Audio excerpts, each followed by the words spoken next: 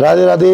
सबसे पहले हमने बोला हैप्पी जन्माष्टमी। अब बोल रहे हैं जन्माष्टमी से हमने क्या सीखा।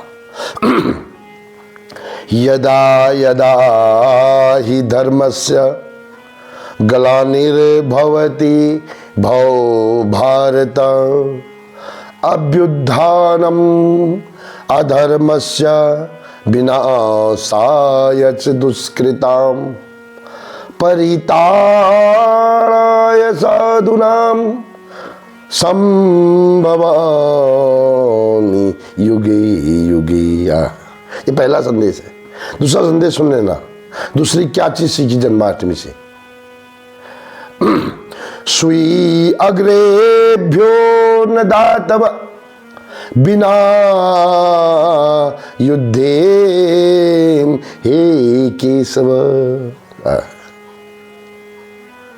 तीसरा भगवान क्या कहते हैं, आधा मैं है बाधा तो दे दे केवल 5 गांव।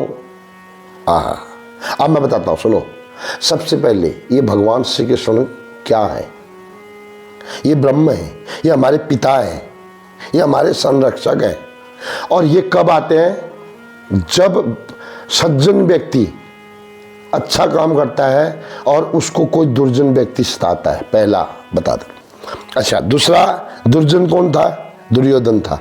दुर्योधन ने छल करके पांडवों की छीन ली। 2 छल करने वाले मुझे सुन रहे हैं, ध्यान देना, किसी के साथ छल मत करना।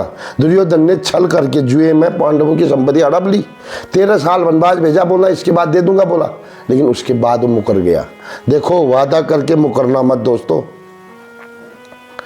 मैं ईमानदार समझता हूँ अपने आप को, इसलिए आध्यात्मिक चेतना के चैनल को मैंने खोला। तो मैं प्रयास करता हूँ, अगर मैंने बेईमानी की होगी किसी के साथ तो आप मुझे बता सकते हो कि ये बेईमानी की है। खुलेआम चैलेंज है ये। लेकिन मैं बोल रहा हूँ कि ईमानदारी से फायदा होता है। अच्छा, दुर्योधन ने 13 साल के बाद भगवान फिर भी देखो कितने सुंदर है, पांडवों को मनाया। भक्त लोग मान जाते हैं थोड़े में। 5 गांव दे दे, बोला 5 मकान 5 भाइयों के लिए दे दो, चल बाकी राज्य तो ले ले। अब दुर्योधन दुर्जन क्या बोलता है पता है, सुचि अग्रेभ्यो, सुई की नोक के बराबर। और उस दुर्योधन को विश्वास कितना था, अपने हथियारों पर, अपने सेना पर।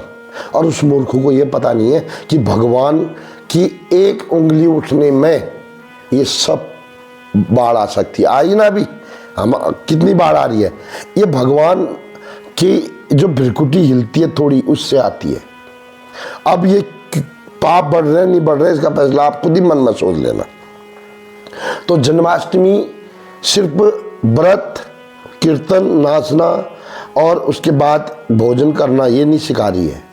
ये सिखाती है पूरे साल रिचार्ज। मोबाइल 800 रुपये में रिचार्ज होता है, 3 महीने चलता है ना, उसके बाद टेंशन खत्म।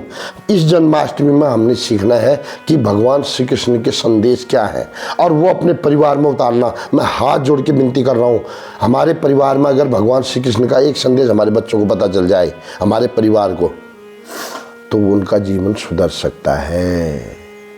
और ये माँ बाप की जिम्मेदारी है अपने बच्चों को उनके भविष्य के लिए, अगर उनको पीटना पड़े, उनको किसी तरीके से रास्ते में, धर्म के मार्ग में और संस्कारों के मार्ग में लाना पड़े, तो हमें लाना चाहिए।